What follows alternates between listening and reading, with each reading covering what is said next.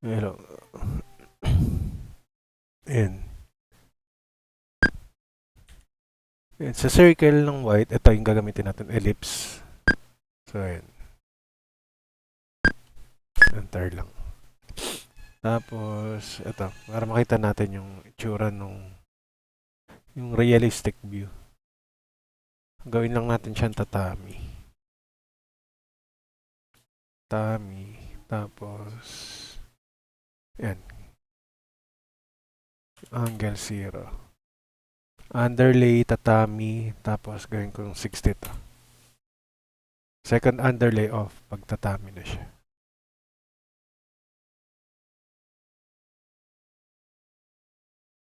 Tapos, yung outline naman tayo. So, select lang natin to. Yung circle natin. Tapos, pindutin natin itong offset. 0.010. And sa tin, off lang yung create offset. Pagka may butas siya, magkakaroon din ng outline yung butas pagka chinek natin to. So, double click lang para ma-adjust natin yung ito. Ayan. Tapos pwede na nating i-off yung underlay nitong outline. Ayan. Tapos gamit naman tayo ng digitize close shape dito sa mga part ng blue. Ayan.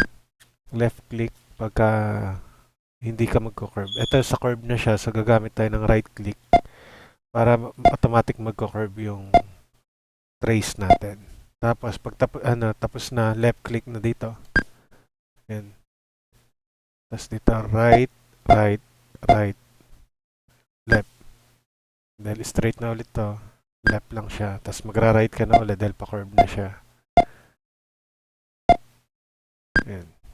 Enter. Ayan siya. Tapos next naman yung red. Ganun ulit. Right, right, right. Ayan. Right lang ng right pagka-curve. Tapos dito, left na siya. Left, left, right, right. Ayan, left na ulit dito. Left. Tapos yan na. Right, right, right. Ayan, left na ulit. Left, left. Enter. So, gawin lang uli natin siyang tatami. Gawin muna natin red. Blue. To white. Black. So, ito. Gawin natin siyang tatami. Ayan. Tapos, lalagyan natin ng butas tong white para hindi aksayado sa time. So, select lang natin yung white part. Tapos, ito yung gamitin natin. Add holes. Tapos yan. Mag-trace na tayo. Maglagay ng allowance para hindi lumabas yung tela.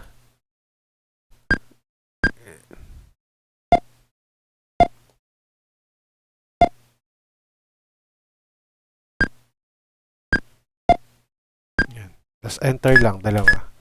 Butas na yan. Yan. Tingnan. Ganun lang din yung gagawin natin sa blue. So, select ulit yung white. Add holes.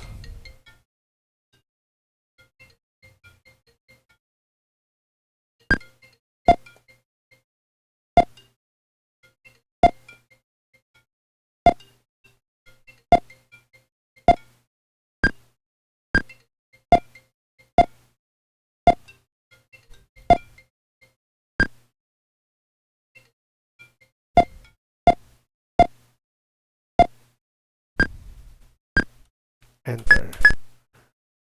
Okay. Yan. Sa text naman, type lang natin. Barangay 874 Zone 96 District 6 and enter. Tapos, double click mo lang.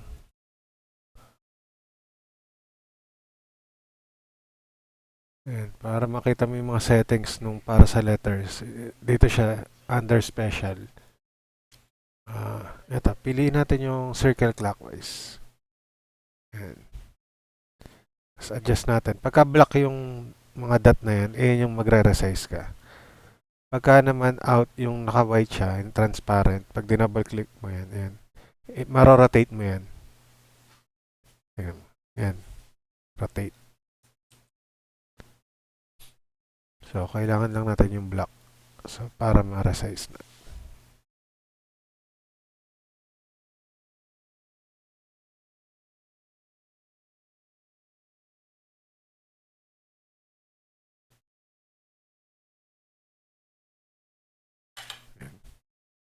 Adjust lang natin para sumakto siya. So, kunyari yung height, adjust natin. Babaan natin.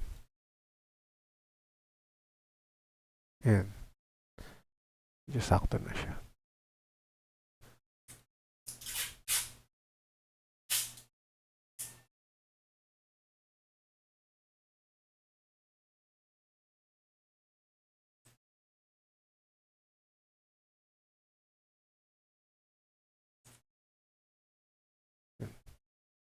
Black. Tapos, copy lang natin to. Right click lang, hold, tas drop. Double click. Tanggalin natin. Santa Ana, Manila. Santa Ana, Manila. Update text. Tapos yung circle clockwise, gawin lang natin counterclockwise. Yan.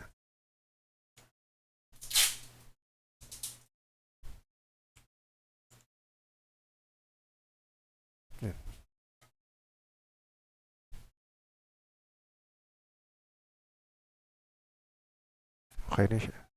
Tapos resize na lang natin. 3 inches.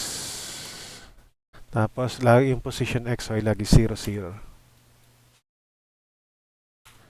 Tapos design, auto start and end. Apply auto start and end. Okay. Tapos save as EMB. Yung EMB file, ito yung i-edit natin August 2025.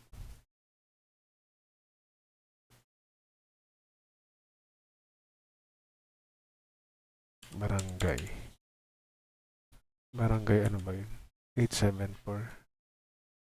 Save as Barangay 874. August na. Yan. Tapos, ayun yung sinave natin ngayon. Ayun yung i-open niya pagka mag-edit kayo or resize, ganun. Or may babaguhin. So, ito naman yung para sa machine. Export machine file. Save lang. Yun lang. Okay na yun. I-save lang sa flash drive then salpak sa machine.